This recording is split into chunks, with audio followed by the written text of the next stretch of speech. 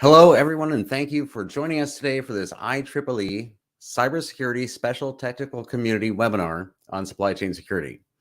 Our panelists will be discussing topics that support or perhaps refute the premise that software supply chain security has reached a maturity level appropriate to be considered in the types of mature processes produced by IEEE members. This IEEE Special Technical Community is looking to expand its reach and looks to involve IEEE and non-IEEE members. So please reach out to us in the community, at John Johnson at IEEE for more information. I'd like to introduce the panelists now. So our producer, Anthony, if you can bring up Allan Friedman at the U.S. Department of Homeland Security, CISA. What does CISA stand for, Allan, and what do you do there? CISA stands for the Cybersecurity and Infrastructure Security Agency. Security is so important, it's in our name twice. I lead our SBOM work. So I'm sort of the guy who doesn't shut up about something called software bill of materials, a core part of thinking about our software supply chain. I have heard something about that. So Anthony, who else is joining us today? We have with us Jonathan Meadwos from Citibank in the UK. Hello, Jonathan. Thanks for joining us. You want to say hello? Hey, Chris. I'm Jonathan Meadwos, and I am the head of cloud security engineering and supply chain engineering over here at Citi. So working with Alan and the rest of the community, trying to secure supply chains. Thanks for inviting me. Thanks for being here. And now I know that Sarah Evans from Dell is the one I'm going to introduce next. So Sarah, thank you very much for joining us. You want to say hello to the world? Yes, thanks, Chris. Very happy to be here. So I work in the CTO's office within Dell, and I do security innovation research. The concept of software bill of materials and the data that supports the communications is something that we're very interested in learning about and participating in at Dell. I'll bet. So thank you all for joining us. Alan, I know that you have to go early in this, so we're going to start with you and dive into this. So given that the mission of the IEEE is advancing technology for the benefit of humanity, specifically, we're at this point with SBOM particularly and supply chain intelligence. So how does the trend in software supply chain security support that mission? So a big part of how we think about understanding risk in most areas is to start with transparency. So it's not a perfect metaphor, but we use the idea of a list of ingredients as sort of a foundational way of thinking, which is if I go to the store and I buy a Twinkie, it will come with a list of ingredients.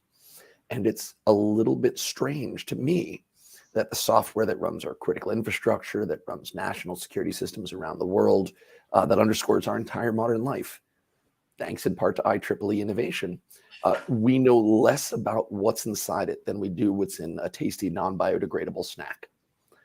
And so a big part of how we think about it is to say, well, let's think about what transparency looks like.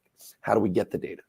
And there are a couple of interesting things that we can tease out that are quite relevant to the IEEE mission. One of them is to say, well, what are the risks? How do we say, once I know what we have, what are the things that I actually need to care about? And this gets into things like vulnerability science. But there's also some really interesting high-level engineering or almost philosophy of science questions here, which is to say, it's one thing to say what's in my software, but actually understanding and unpacking it is quite difficult. So the way that we measure something really determines how we have it. And so, one fun question that might be interesting to explore through both research and standards is what is the difference between understanding what's in my software from a source code repository or from a build tool or from a post-build analytic tool? Those three types of measurements might actually yield slightly different results. And can we indeed have a true ground truth of what is in our software, especially for very complex systems and for rapidly evolving systems?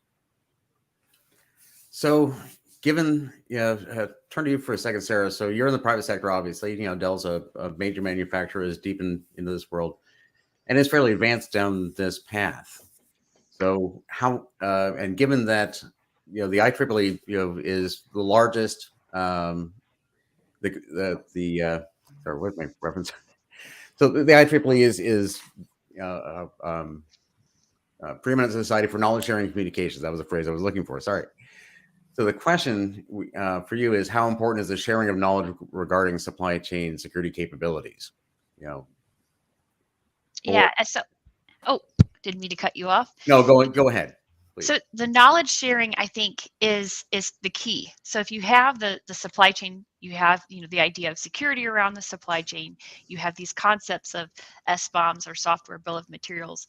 What's kind of in between the lines, kind of the intent and the use of that, is knowledge, and that knowledge is power, the ability to make decisions, to analyze risk, to something that Allan said, understand with transparency what's behind your software, the embedded firmware and the hardware. And so these questions are things that are becoming very existential to our society today.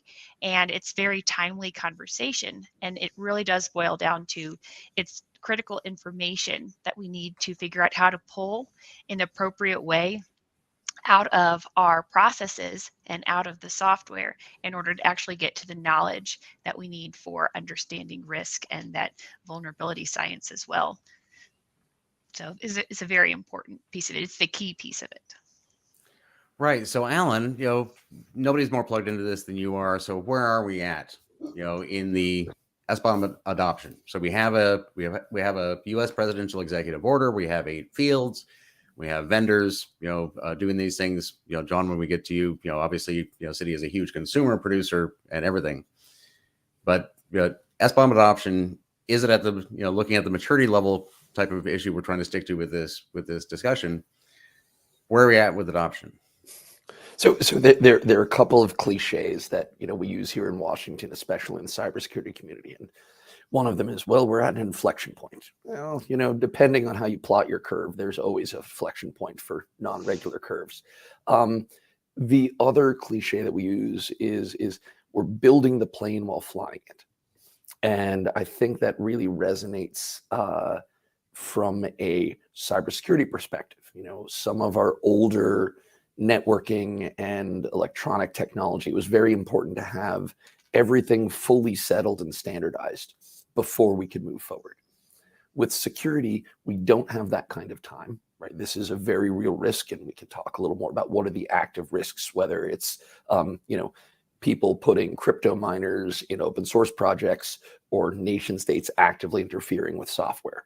So there are real risks out there that we need to understand. And also, right, we're going to be much better off if we sort of experiment as we go, because that way we'll be able to demonstrate scalability and we'll be able to demonstrate the real world tangibility of any solutions.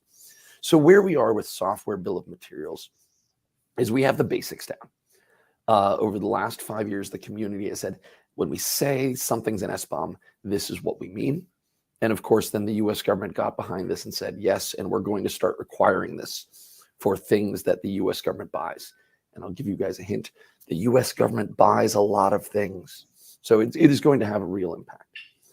The status of SBOM today is there's no reason why any organization on the planet should not, one, begin asking their suppliers, hey, what's in my software? Can you give me an SBOM? If you can't give me one today, when can you give me one? And for those of us who develop software, starting the process of integrating SBOM generation into our own processes, looking at our repositories, and ideally integrating it into our software creation tools. The thing that I want to be careful of is saying this is a completely mature technology. What we don't have today is complete end-to-end integration of all this data. There are pockets of it, and sometimes it takes a while, and perhaps John can talk about some of the work that he's helped sponsor at CITI, where we started to glue together different pieces, but that took a lot of effort. So today we have, I'm not going to say SBOM creation is a solved problem, But there are lots of tools out there to do this in the open source world and proprietary tools.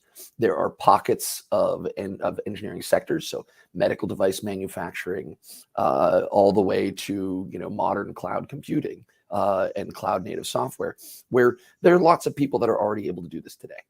And there's some places that are lagging or that are going to be using more regressive tools to sort of find this data.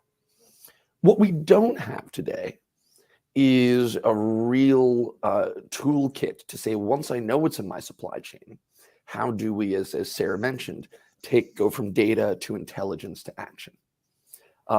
We don't have what we think of as consumption tools. And that's okay. And it's okay for a couple of reasons.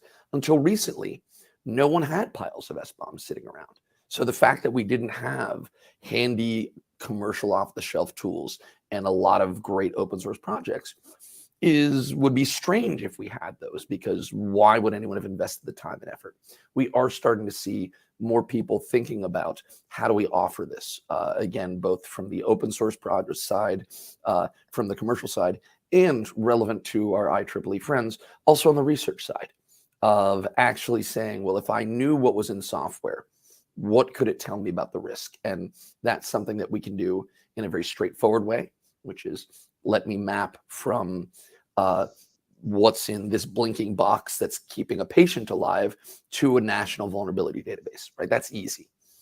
Some of the more complex things that may require, for example, machine learning and really good data science is to say, well, how can I understand all of my open source and figure out which are the open source components in the product that I care about that might have the most risk, however we're defining risk. And I think we're going to see a lot of great innovation. And the last piece that I think we're going to see a lot of innovation and probably some money made from startups is the data management piece, the plumbing piece. This is often the boring part of engineering, but it's also the most critical, right? I have a lot of data. I have other types of data. I have a lot of tools. How do I glue things together? And so again, especially if there are any young people out there that want to start a business, this might be a great opportunity.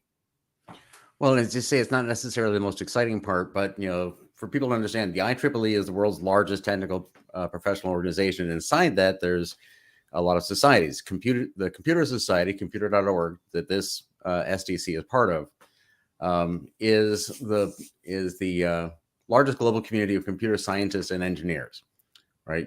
So the boring stuff is actually sort of interesting when you get into the science and engineering. Now, how do we actually build this stuff? So, Alan, where are the computer scientists and engineers most needed today, to make all this stuff happen in supply chain? So, and first, I will say that I was a student member of IEEE when I was a postdoc in computer science. So, fond thoughts to go in and memories of participating in IEEE symposia and conferences and submitting papers. And I think, right, the model of saying, what are the basics? We have that. And what we need is creative people who can say, if I had this, this is how I could foster a mission for not just security, but quality, right? There are lots of great metrics for thinking about software quality, integrating it into our open source studying, right? Thanks to things like GitHub, it's now a lot easier to make large end studies and quantitative research around this. And of course, I briefly mentioned the value of taking that data and building, I hate the term AI, but right, taking our modern data models driven by machine learning and other tools to say, hey, we can now scale this kind of insight. And this, by the way, goes all the way to some of the qualitative work that we need to do around software engineering and around how companies actually are tracking quality and what they need to do. And so I think there's a lot of great work to be done on the research side, as well as rolling up our sleeves and building systems. And I'll give you one quick example of where that happened. And this happened out of a hospital. New York Presbyterian Hospital knew that they were going to be getting SBOM data for the medical devices that they use. And it's a hospital that's well enough resourced that they have a development team, a security software development team. And they said, No one today is doing this basic mapping of an SBOM to a vulnerability database. So let's just write it. And that's a pretty straightforward piece of software that's now open source. It's called Daggerboard on GitHub. But this is the sort of thing that there are a lot of low-hanging fruits for folks that want to build tools to meet the needs that we can see are coming. Well, I know we're probably going to lose you about now, but that's a great segue for my next thoughts with you, Jonathan. Right? So the nice things about engineering and science and finance, right? It's empirical, right? So looking at in your space, how important today is software supply chain security, as we have the question, to applied computer science and engineering. And I just want to add in there, Alan touched on something near and dear to my heart. This isn't all about security. Yeah. And I think you particularly, and Sarah, you guys, in the private sector have a lot of arguments that this may, reduce costs, increase efficiencies, make it more profitable, the kind of things that companies actually care about. Yeah, absolutely. I mean, it's incredibly important. I mean, just focusing on the security aspect of it for a second. I mean, we are seeing this is a growing threat. We're seeing a significant increase in the number of supply chain attacks over the last couple of years. And that does seem to be accelerating. And the attacks themselves are really quite far-reaching. There's a situation obviously where you attack one particular vendor or company, and you can affect multiple different customers on the back of that. So the impact is obviously significant. And the issue is, as well as it's all industries, it's not just finance or pharma, it's a software problem. And that's why, we're coming together, I think, as an industry, particularly around the open source areas, to try and address some of these, or even identify some of these threats to start with, and get an understanding of the threat landscape for supply chain security, so that we can come together and identify how to put these mitigations in place. One thing we are also seeing is, by the way, that this is a rapidly changing landscape as well. So the attackers aren't standing still. We are seeing some information coming from the open source community that the attacks are changing. So we have to adapt to that as we go through changing and building out these systems. So leveraging the great work that Alan is putting together around SBOM and others, now I think is the time to start focusing on some of these areas, to start to put together some of these capabilities that are going to mitigate those threats. So in terms of importance, I think it's got to the point now where it sort of really has reached that inflection point, that we have some of those basic capabilities available to us. I think Alan touched on it there, where he suggested that whilst we do have some of those basic tools, there is still a tooling problem that we need to focus on to address those mitigations. And what we haven't seen yet really is that end-to-end capability or tool set. And I think that's what a number of us are working together and working openly to try and get a capability together, where you have an end-to-end approach. The particular area I think that is missing, again, Alan pointed this out, is what do you do with those SBOMs, and how do you intuit what software you really have in use within an organization, and what to do with that when you do get it. So there's still a lot of work to do here, but it is critically important, I feel. Right. So, and Sarah, so Jonathan's in the financial sector. I mean, Dell is, and you both your companies obviously work, cross sector, but finance is its own special space. Dell is, I think, an example of a manufacturer a lot of things, right? Good representative of the private sector writ large. And I'm, give credit where credit due. In my experience over the last couple of years, Dell has been, exploring and reaching out in this space, at least with or ahead of the pack. So in your personal view, where are we in the private sector writ large, or in your case, however you want to take this, with SBOM adoption today? Or I'll let you go there for a second. We have some time. I want to start expanding on these things now that we're at this stage, but go ahead, please. Yeah. So I would say Alan said something, he said, before we typically haven't had piles of SBOMs laying around. So we don't have a tool chain in place today because we haven't needed one before. From the private sector, when that executive order went out last year and it requested from the government perspective to generate SBOMs when you're creating software, a lot of the companies, including Dell, that create software began to create SBOMs. And now what we have within the private sector are, figuratively, piles of SBOMs.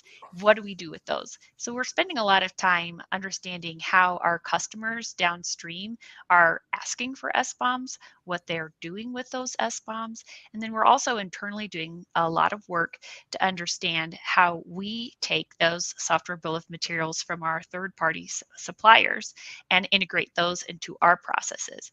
So when you think about security, it's people, process, and technology. So yes, we do need an end-to-end technology around the integration of the SBOM tooling to get to the risk and the intelligence associated with making decisions from what's in your SBOM.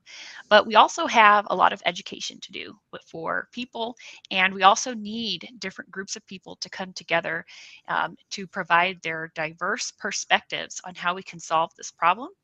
And then we have the processes. So a lot of businesses, large, medium, small, different verticals, are all trying to understand what does using and leveraging an SBOM mean for them.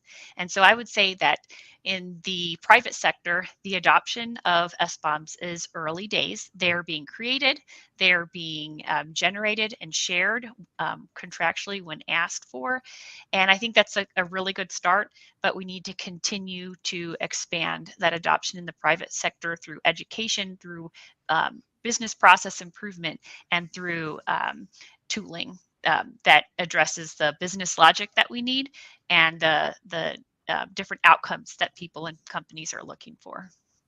Well, let me expand on that a little bit. So this weekend, I was contacted by a journalist who wanted to know about there was the defense authorization that didn't, include SBOM mandates for the exact document, but that's caused a fair bit of fluff in public, and people are paying attention to this topic, and inside the working groups, we all had to talk about it.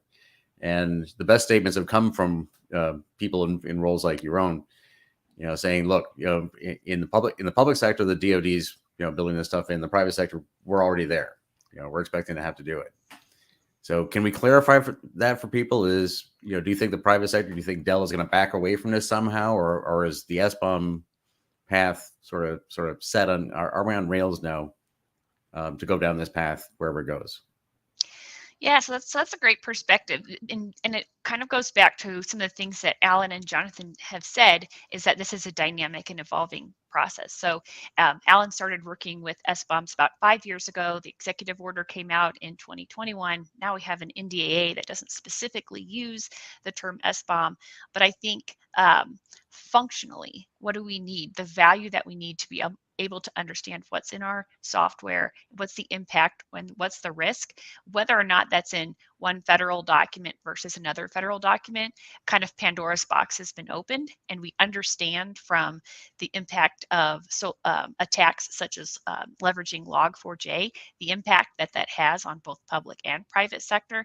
And I believe that that industry is going to continue to push for this information within SBOMs and the value that comes out of the intelligence from it. Right. So, John, let's turn to the banks, right? And I giving credit where due, I think you personally, I think your organization has, been a good example leading. I don't really know, where your peers are, but maybe that speaks for itself. And we've been working together in public working groups where we can all talk about these things out loud. And, so I think I'm begging a question that I know the answer to, but I think it's important for people to understand. So how far in your sector, Anthony, if you can roll that next question, how cast in stone in is this for you? Yeah, it's a critical part of solving the supply chain problem. I think people are still in the infancy trying to address these issues and still trying to build out that tooling, but I think if we look at the banking sector particularly, people are starting to use and really create those tools themselves to try and get ahead of this issue. As I said, there's no real vendor product available, but I think it's well known that this is a clear solution to part of that problem. So people are now starting to build out those capabilities themselves, right? And part of it is open sourcing that work. I think that's certainly something that I believe in, and I think working with others, the reality is we need to work together as an industry to solve these problems by building these tools together and distributing it. So I think it's still early stages, and I think we'll start to see that tooling mature, but it's definitely the right approach to leverage the SBOMs. So let me expand on that, right? So where I first encountered you was around DBOM and in toto, right? And as I try to, in the groups before this call, to get an idea of where we're at in this industry, we're discussing this call, and like, this is a working group. This is what's going on today, right now, and this is why, again, to our premise, I think the IEEE and the computer, society and so forth, these are the sort of things we all live for, right? Where it's not just vapor, but it's not set in stone. We don't know exactly where this is going, but the logic that I see, you working through, John, it is the kind of thing that people need to understand. It's not just about, hey, I'm company A, I'm going to give you this one SBOM about this one piece of software. It's about a lot of companies like both of yours are huge. You have, I believe, 40,000 software engineers, something like that. You create a lot of code. If I'm not mistaken, a lot of the SBOMs you create are never going to see outside that organization. They're not there so you can do these sorts of things. The in toto, I'm fascinated with the custody issues running in toto. Maybe you want to explain that a little bit, but could you talk a little bit about the mechanics, how this applies beyond the just organization to organization? Well, certainly. I mean, even within an enterprise, the SBOM is important just as you're building the software, right? So there's many use cases, many usages of an SBOM. So obviously you're bringing in vendor software, and you can take the SBOM to get an understanding of where that software has been deployed within your organization. But additionally, development shops and organizations are creating a huge amount of software, right? And I think even internally, it's important to understand where that software is going and what it contains from an open source perspective. Really treating internal development and departments as their own internal vendors. So you can imagine, just as you have external vendors sending in software and SBOMs, you have internal departments creating their own software, sending it to another internal department that consumes it. And effectively, you have this ecosystem internally where SBOMs are being sent between multiple different development teams, building out that software picture, so that when you get to the end result and you have a server that has software on it, you can then trace that back to who has touched that software right to the point of creation, and what additional vendor or open source software has been incorporated into that. And that's where you start to get into the provenance of the software that you've created, and Toto comes into play. So as you build your software, you'll effectively start to write attestations to state that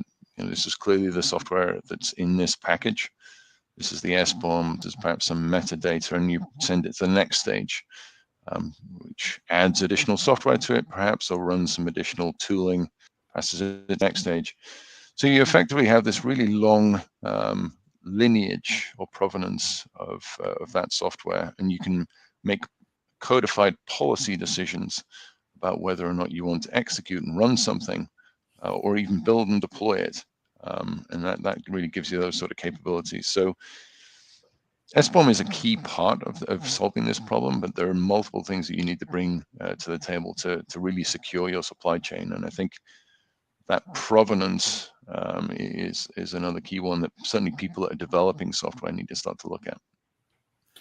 Right. Yeah, which leads, I think, exactly where I want to go with this, because the computer society, focuses on the social implications of technology, right? And I personally believe that down below all of this stuff are things that not only make us more secure or reduce our costs or make our companies work better, but give us transparency, allow us to actually know what's going on, to levels that if we could do them in business and technology, have other applications. I think all of this has more to do with everything we do than just security. And I think, and again, I think in Toto is, in-Toto for anybody out there, you want to look up that open source project, to give a little, Sarah, before I turn the next question on you, give a little background on how I got into this, at Unisys with Mehdi and Dazari, just one classic ranting conversation, including both of you two who were talking about, saying, look, we buy from and we sell to, we can write this down.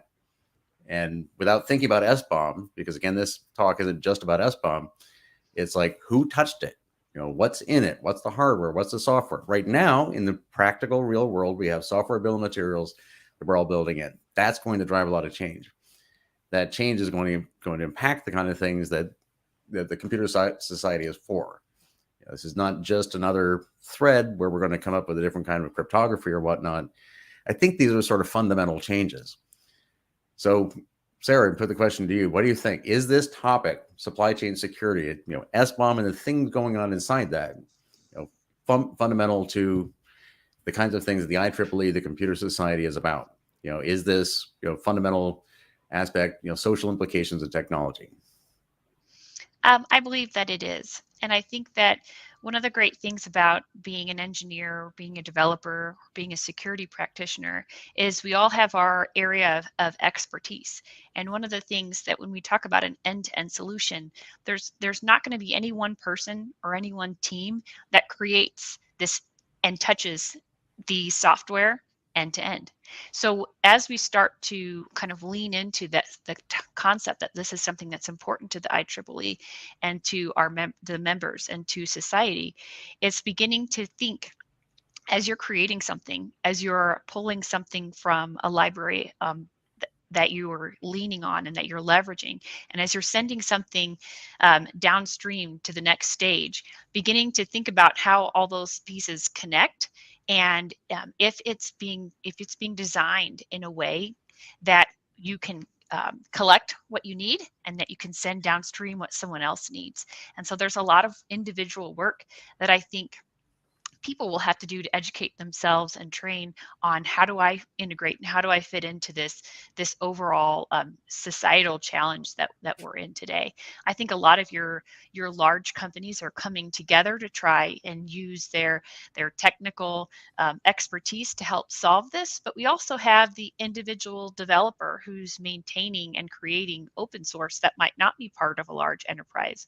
We might have an engineer who's creating and developing some new hardware component and functionality. And if we all start thinking about as individuals, how does this connect? How does it impact the ripple effect downstream? How did I leverage, or how hard or easy was it for me to leverage that information from upstream? It'll start to become more and more ingrained and just a natural part of our conversation about how these different components are connected to each other, modular or not modular. And I think that education over time is going to really be helpful from engineers in this IEEE society. Right. And the things that really excite me is when we're trying to put together complex things. And I think that's why we all kind of do this, right, in our own different way. And the kinds of things that I'm hoping, look, God bless the U.S. federal government. If Allan was here, we'd still be talking bad about him, but they have limitations, and they're known. It's a nice, transparent, democratic process. We know what can be done and can't be done. And each of us, in our commercial roles, we have bounds, but we're also professionals. And before this is resolved, I plan to, I think this issue is going to go on for decades. We're not solving this soon, but I see the beginning of interesting structures.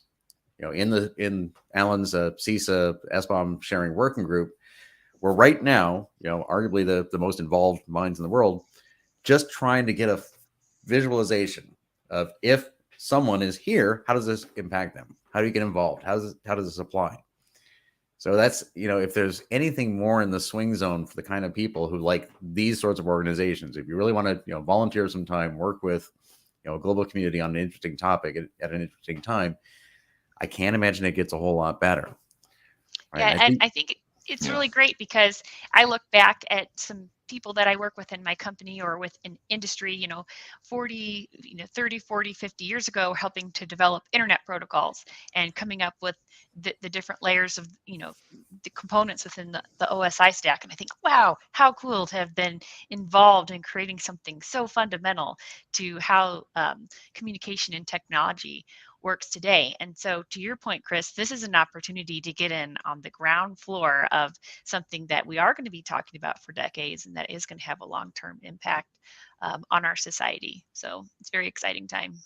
Yeah, I really agree with that. And I think there's so many opportunities to start to solve some of these problems and work with some very, very talented people out in the open in open source. A lot of the different community conversations that are going on at the moment, some great work from CISA. It's all publicly accessible, and people can collaborate and work together to solve some of these difficult problems. We're only starting to see some of those, some of the ideas cement. Really, there's so much more that we need to go through and implement right now. So it's certainly an area that I think would be great for people to start to put some time into, certainly if they're coming up through the ranks perhaps, or from other companies that are able to really dedicate some time to help us all as an industry move forward.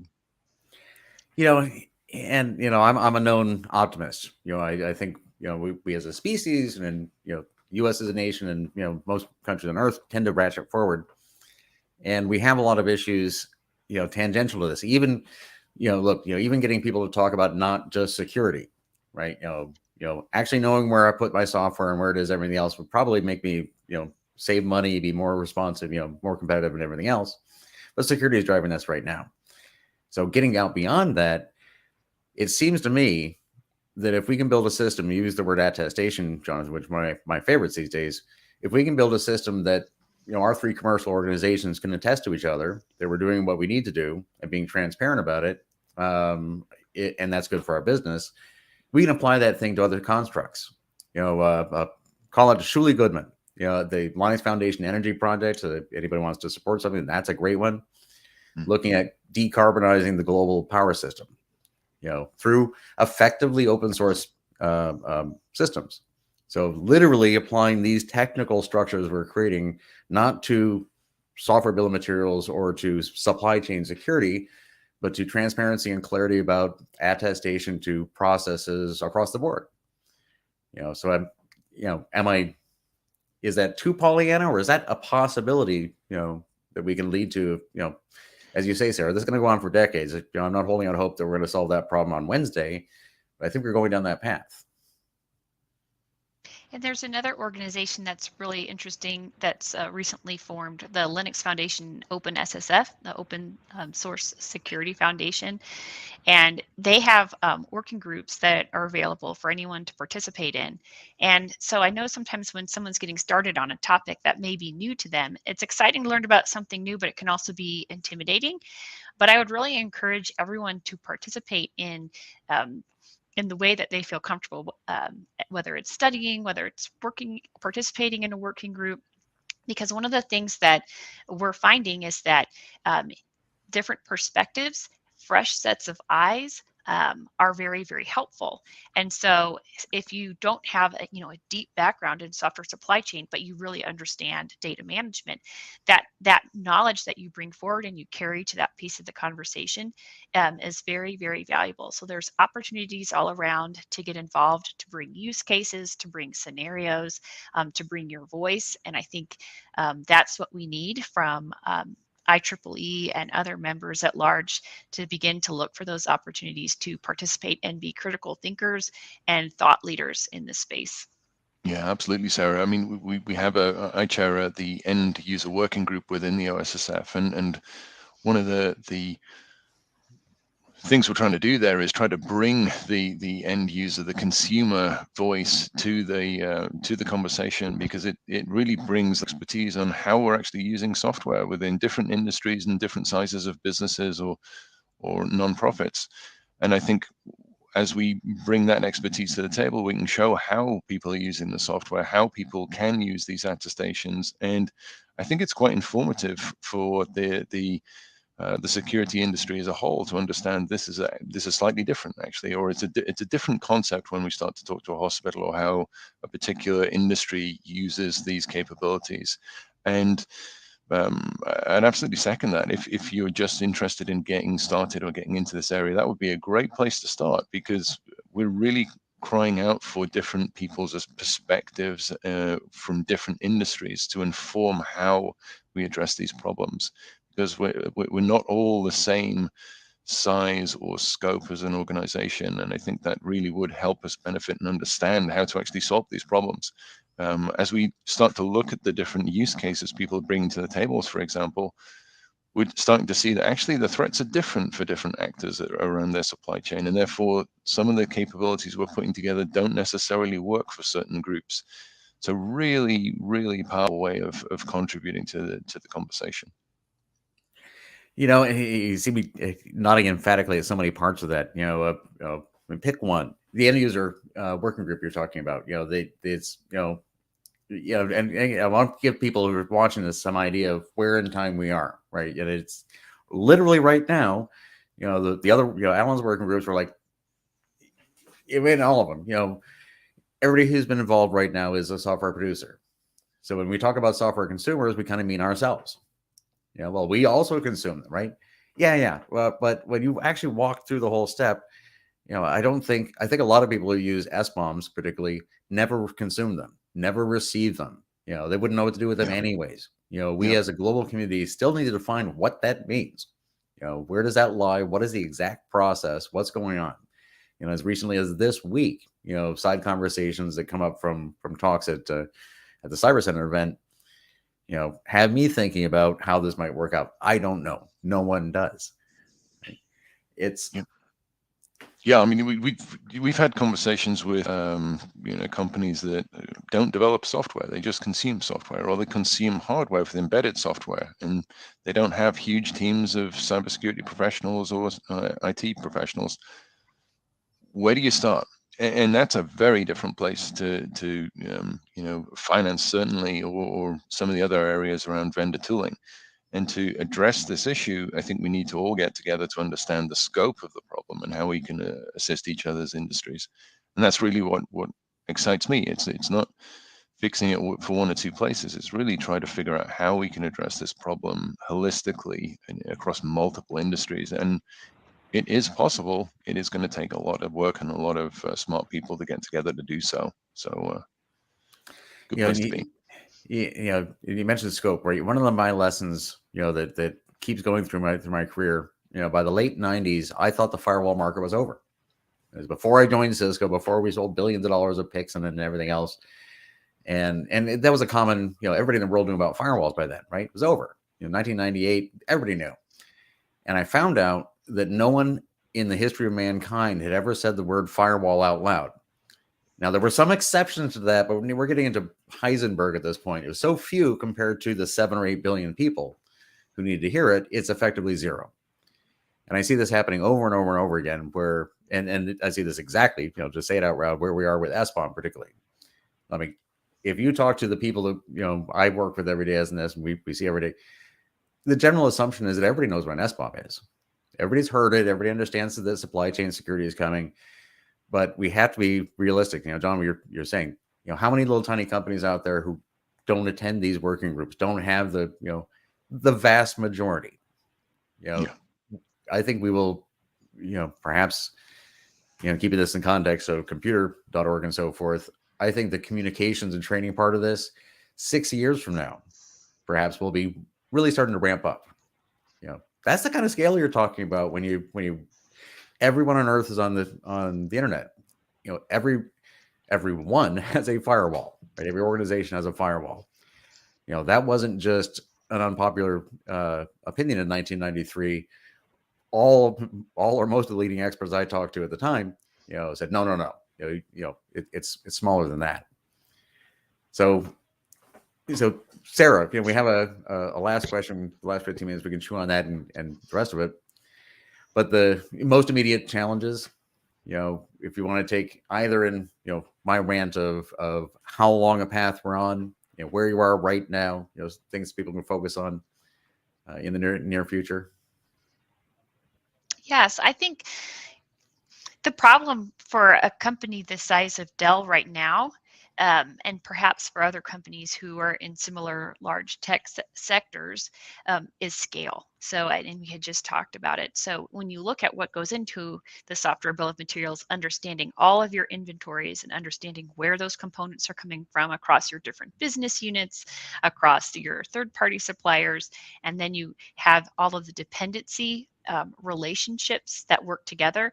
We're spending a lot of time internally focusing on our internal processes. How are we going to collect and generate those inventories? How are we going to build the software bill of materials? And how are we going to create platforms where we can understand our own internal dependency management, because we understand we're doing this at the scale of Dell, and then we're also going to be doing it intentionally at the scale of our suppliers and the customers that will be requesting these, we will be sending them to.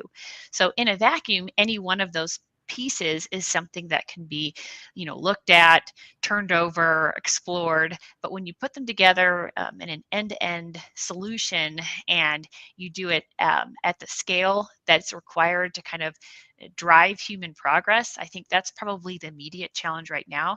And so anyone on this call who has looked at complex problems that need to be solved at scale, all of those skill sets and critical thinking and analysis carry forward very well to this challenge that we're seeing in the sector of how do you really do this well at scale.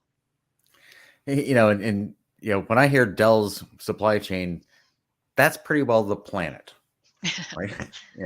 It draws the same sort of thing. The financial system is so interwoven. Is there any spot you can imagine it not touching in the end? No, I think it's and if you think about the hardware stack and the capabilities, the hardware, the embedded firmware, the software, what we're acquiring from a company like Intel, what we're sending downstream that people are putting on our servers, and then those server farms that are being run to support, for example, the financial industry.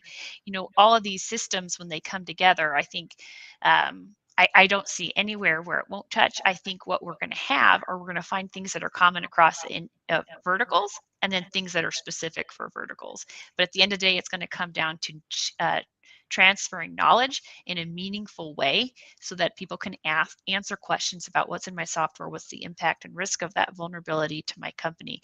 They can begin to answer those questions, address them, and move on in a very timely and efficient manner. And right now it takes a long time to answer some of those questions. Right. Oh God. And the funny thing is, we have 10 minutes to make sure we cover all the time. I can expand on that one all day long. Right. The transfer information, the time to get it. On every level, this should resonate with people. Right. Both in the context of the IEEE and the Computer Society, that issue of taking knowledge and sharing it among a specific community. It is such a fundamental that if we can make that more efficient, if we can make that easier, it doesn't just impact what we're doing. It's like telephony, and maybe I'm overstating, but John, you want to take a swing at that same question? Sort of immediate things you're focusing on, and how that it expands out.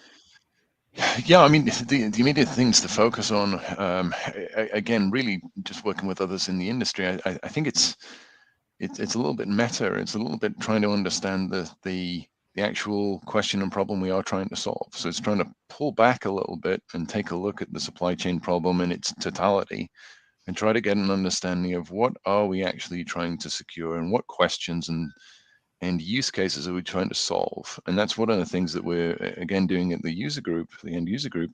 But it's trying to map out, look, given a architecture or multiple different architectures, what are the actual use cases we're trying to go for? Is it incident response? Is it inventory management? Is it supply chain management or vulnerability management?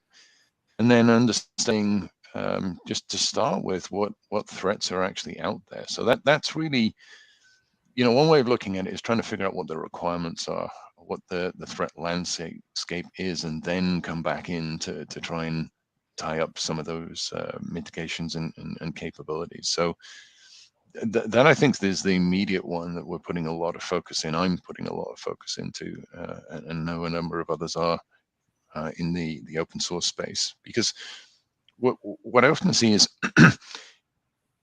if we don't focus on that end sort of use case or the wider picture, we're definitely going to miss things. And I think just looking at, even when we talk at supply chain, it's so easy to miss the size of this problem. You need to really understand what we're trying to do to begin with. And I see this quite often. I'll talk to a group of people in this the energy sector, and I'll be 30 minutes into a conversation before I realize their supply chain problem is 3 levels below mine. They're talking about a massive transformer that has embedded software in it. I'm talking about open source and vendor software. And whilst a lot of the implications are similar, it's a completely different implementation and stack. So, the area that I'm focusing in is really trying to get an understanding of the size and scope of this problem, so we can figure out what threats to go after mitigating. In your sector specifically, one of the parallels, analogies I wanted to discuss is threat intel. Right, information sharing and analysis organizations or centers, ISACs and ISAOs, CERTs, and so forth have been dealing with this for literally decades now. There was a 1998, I believe, U.S. Presidential Executive Order, Policy Directive, I think, that said, and it's interesting to compare that. It said there will be an singular information sharing and analysis center, a private sector entity. What happened was 6 or 12. Right, sector specific, and they've evolved since. So here we're a quarter century later. In the commercial space, I forget when it was, but it was 2010 or so. But there was, we go to the trade shows, and threat intelligence was everywhere. Right, the big banners. Every single vendor had a comment on threat intelligence, and to this day, it's still, probably to be generous, a medium maturity field. The actual scale of developing actual threat intelligence and all that implies is something that takes a long, long time to even figure out. But among that, and the reason I bring up all that right now is a lot of the IP control issues and so forth that people are stressing about in software supply chain, I think were addressed in that process. And to many people's surprise, the financial sector not only led, but was far ahead in threat intelligence sharing and remains that way to this day. Because at the end of the day, you guys have had to figure this out long before computers and everything else. The global financial system requires properly controlled information sharing between competitors and actors and so forth. So what do you think? How much of that experience and embedded, systemic, sector knowledge helps the financial sector itself and helps teach the rest of us? Well, I think it's definitely a significant problem, but and I think it is an area we need to focus on. I mean, you've picked out the finance industry, but I think the interesting one with the supply chain work is it's not really just the finance industry. Just because we're using a particular vendor, the reality is everyone else is using the same vendor as well, or there's a likely crossover in multiple different industries. So I think there needs to be that level of sharing and securely sharing information. But I think one area that is missing at the moment is the threat intelligence about the TTPs, the tactics that are currently in use, and getting an understanding of